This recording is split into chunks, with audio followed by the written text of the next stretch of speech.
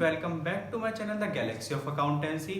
आज की इस वीडियो में क्लास 11th का chapter number 2 basic accounting terms पढ़ने वाले हैं। इसके पिछले मैंने बहुत सारे पार्ट्स बना चुका हूं।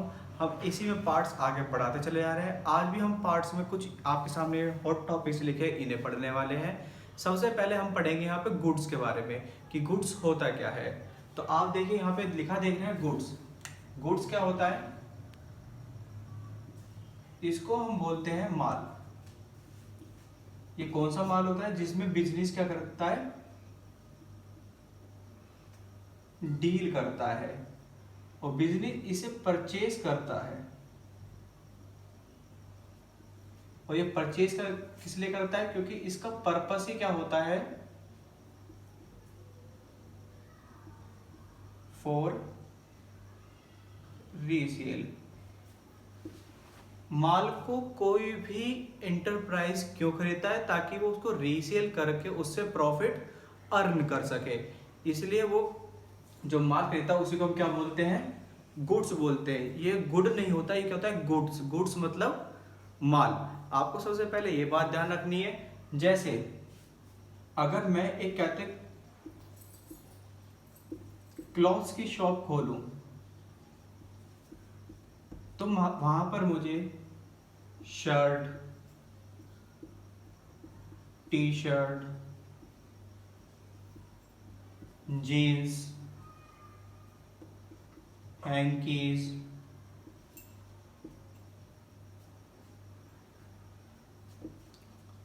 लोवर, ये तरह तरह के कपड़े रखने पड़ेंगे क्योंकि मेरी क्या है?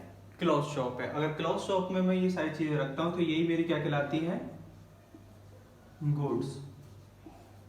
मान लीजिए मैं कहते किसी टॉय की शॉप खोलता हूं तो टॉय की शॉप में जो तरह तरह के टॉयज होंगे जैसे डोरेमोन, शिनचैन, ये सब हमारे क्या होंगे? गुड्स कहलाएंगे। मतलब वो चीज जो हमने खरीदी किस लिए है? रीसेल करने के लिए, वही हमारी क्या कहलाती है? गुड्स। गुड्स को हिंदी में हम क्या बोलेंगे? माल। ये बात आप ध्यान रखेंगे। फिर हमारा सेकंड पॉइंट है इसमें परचेज। परचेज का मतलब आप नॉर्मली जो समझते हैं, परचेज का मतलब क्या है? खरीदना। क्या चीज खरीदना? जब भी हम कभी माल खरीदते हैं, हम जब भी कभी भी गुड्स खरीदते हैं तो गुड्स खरीदते टाइम जब भी हमारे पास माल आता है उसी को हम क्या बोलते हैं? परचेज। परचेज आपका बिजनेस में एक्सपेंस होता है। ये बात आप ध्यान देंगे कि परचेज आपका क्या होता है? एक्सपेंस होता है। और हम परचेज किस लिए करते हैं? जैसे मैंने आपको बताया, हम परचेज करते हैं पर्पस फॉर रीसेल। जब भी हम कभी भी गुड्स खरीदेंगे तो उसकी हम एंट्री किसके नाम से करते हैं? परचेज के नाम से। अब हमारा इसके बाद हमारा जो टॉपिक है वो है परचेज रिटर्न। परचेज रिटर्न का मतलब क्या है? खरीदा हुआ माल वापस करना।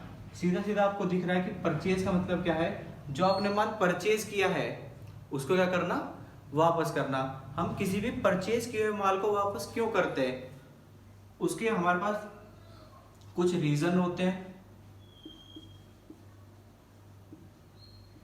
रीजन फॉर रिटर्न, या तो डिफेक्टिव पीस हो या फिर कॉस्टली हो। कॉस्टली का मतलब है कि हमें उससे भी कम कॉस्ट पे कहीं और वो प्रोडक्ट मिल रहा हो। या फिर थर्ड पॉइंट, वो हमें सूटेबल ना हो। सूटेबल का मतलब या तो उसका कलर पसंद ना आए। अगर हमें चलो कलर पसंद आ गया तो उसका साइज, शेप्स, ये चीज पसंद ना आए तो इसलिए हम क्या करते हैं? उसको रिटर्न कर देते हैं। या फिर कुछ अलग अदर रीजंस भी होते हैं जिसकी वजह से परचेज किया हुआ माल हमें क्या करना पड़ता है? रिटर्न करना पड़ता है। अब इसके बाद हम बात करते हैं सेल्स की। सेल्स का मतलब क्या है? बेचना। क्या बेचेंगे यहाँ पे हम यहाँ पर बिजनेस की कोई प्रॉपर्टी तो बेचते नहीं है। यहाँ पे खरीदने से मतलब, सेल्स से मतलब है कि जो हमने माल खरीदा है किस पर्पस के लिए? रीसेल के लिए, उसे बेचना। जब भी हम गुड्स बेचेंगे तो उसके लिए सेल वर्ड का यूज करते हैं। अच्छा, इसके बाद हमारे पास क्या है? Cell return. सेल रिटर्न का मतलब क्या है, हम जब भी माल खरीदते हैं तो हम उसे रिटर्न भी कर सकते हैं। इसी तरह से जब भी हम माल बेचेंगे तो हमारा प्रोडक्ट भी किसी को ऐसा वैसा पसंद ना आए, उसके पास भी सेम यही रीज़न है कि हमारा प्रोडक्ट जो है जाते जाते डिफेक्ट हो जाए, या उसकी कॉस्ट हाई दिखे, या फिर वो कहते हैं हमारे कस्टमर को सूटेबल ना हो, तो वो भी कहते हैं हमारा सेल किया हुआ माल क्या कर सकता है, रिटर्न कर सकता है। इसका मतलब आप परचेज रिटर्न और सेल रिटर्न में थोड़ा अंतर रखेंगे। परचेज रिटर्न का मतलब है कि हमने जो माल खरीदा है वो माल हमारे यहाँ से वापस जा रहा है, और सेल रिटर्न का मतलब क्या है, जो माल हमने बेचा है वो हमारे पास वापस आ रहा है। अब बात करते हैं हम इनकम की। इनकम को वैसे हम हिंदी में बोलते हैं आय। आय का मतलब जब भी किसी एंटरप्राइज, किसी ऑनर की नेट वेल्थ के अंदर, नेट वेल्थ मतलब जो उसकी कैपिटल है उसके अंदर जब भी इंक्रीज होता है, इंक्रीज कब होगा, जब फर्म को क्या होगा, प्रॉफिट होगा, और जब फर्म को प्रॉफिट होता है उसकी कैपिटल अपने आप इंक्रीज होती है, जिसे हम नेट वेल्थ बोलते हैं। और कैपिटल इंक्रीज होने पर वो जितने से भी इंक्रीज होती है, जितने का भी डिफरेंस उसमें पाया जाता है, वही हमारी क्या कहलाती है, इनकम। इनकम आप जैसे नॉर्मली भी जानते हैं, देखिए सबके घर में कोई ना कोई वर्क करता है, उसे कुछ ना कुछ इनकम्स मिलती है। यहाँ पे भी उसी इनकम के बारे में बात की जा रही है। अब बात करते हैं हम स्टॉक्स की। अब ये स्टॉक क्या होता है, ये स्टॉक शेयर वाला स्टॉक नहीं है, ये स्टॉक मार्केट वाला स्टॉक नहीं है। ये स्टॉक क्या है, जब आप कोई माल खरीद के लाते हो तो उसे क्या बोल रहे हो, गुड्स, और उसको किस नेम से लिखते हैं आप, प्रोनाउंसिएशन परचेज से। लेकिन जब उस गुड्स का आप भंडार कर लेते हो, बहुत ज़्यादा रख लेते हो, तो उसी को हम क्या बोलते हैं, स्टॉक। इसका मतलब बोलेंगे माल का स्टॉक। फिर बात आती है कॉस्ट की। अब इसमें कॉस्ट क्या है, कॉस्ट क्या होती है, इसको हम हिंदी में बोलते हैं, इसको मैं थोड़ा मिटा लेता हूं पहले।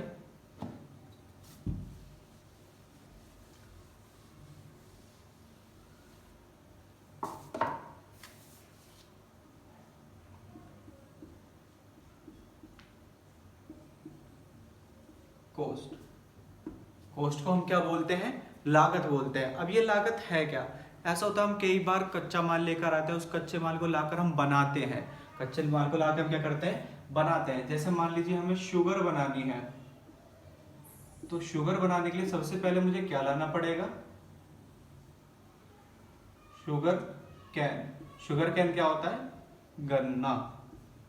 अब मैं गन्ना लाऊंगा फैक्ट्री में, उसे फिर बनाऊंगा, और फिर उसके छोटे छोटे क्यूब्स बनाए जाएंगे, जिसे हम क्या बोलते हैं, नॉर्मली शुगर बोलते हैं। तो उस शुगर को बनाने में, फिर उसके बाद बनाने के बाद उसकी पैकिंग भी की जाएगी, क्योंकि कभी भी प्रोडक्ट को डायरेक्ट ऐसे तो बेचा नहीं जाता कि हमने शुगर बना ली, उसे हाथ से ऐसे लिया और किसी को दे दिया। इसको हमें क्या करना पड़ेगा, पैक करना पड़ेगा। इसे हमें पैक करना पड़ेगा 1 kg के पैकेट में, 2 kg के, 5 kg के पैकेट में, इसे पैक करना पड़ेगा। फिर इसको सेल के लिए भेजना पड़ेगा।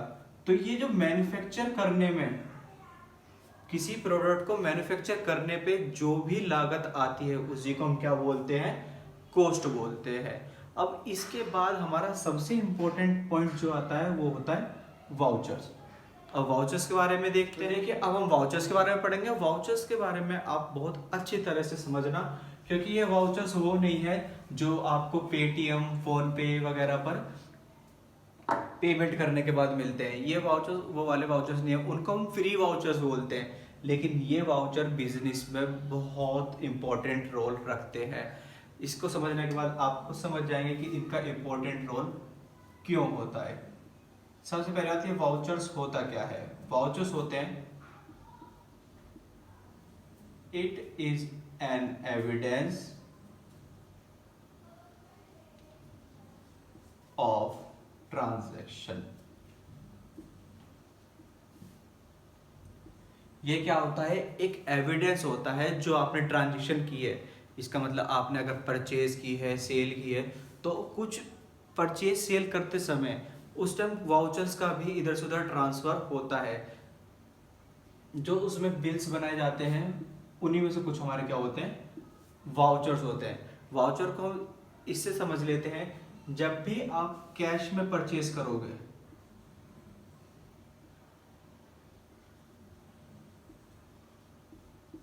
कैश में परचेज करोगे, जैसे आप कभी भी कहते हैं ऑनलाइन ऑर्डर करके भी सामान मंगाते हैं, तो आपके वहां से एक बिल बनकर आता है, तो वहां उस बिल पर एक कहते हैं नंबर लिखा होता है जिसको हम बोलते हैं कैश मीमो नंबर। और वो जो आपका पूरा बिल होता है वो क्या होता है, कैश मीमो कहलाता है। ये आपको ध्यान रखना है, जब भी आप कैश परचेज करेंगे तो आपके पास क्या आएगा, कैश मीमो आएगा। लेकिन जब भी आप क्रेडिट परचेज करते हैं, उधार में खरीदते हैं, तो आपके पास क्या आती है, इनवॉइस आती है। ये आप ध्यान रखना, जब भी आप कैश परचेज कर रहे हैं, कोई सा भी प्रोडक्ट आप कैश परचेज कर रहे हैं, तो आपके पास क्या आएगा, कैश मीमो। लेकिन अगर आपने कोई सा भी प्रोडक्ट अगर आपने उधार में मंगाया है, क्रेडिट में मंगाया है, तो आपके पास क्या आएगा, इनवॉइस आएगा। ये होते हैं वाउचर्स। वाउचर्स आपको अलग से चैप्टर में पूरे अच्छी तरीके से पढ़ने के लिए मिलेंगे। इसका एक चैप्टर है, आप जानते होंगे, चैप्टर नंबर 7, जिसमें हम वाउचर के बारे में बहुत डिटेल से पढ़ेंगे। हम वाउचर बनाना भी सीखेंगे, सोर्स ऑफ डॉक्यूमेंट भी सीखेंगे। देखिए, इसके साथ हमारी ये वीडियो समाप्त होती है। अगर आपको ये वीडियो पसंद आई हो तो इसे लाइक करें, शेयर करें, कमेंट करें और सब्सक्राइब करना बिल्कुल भी ना भूलें। Thank you.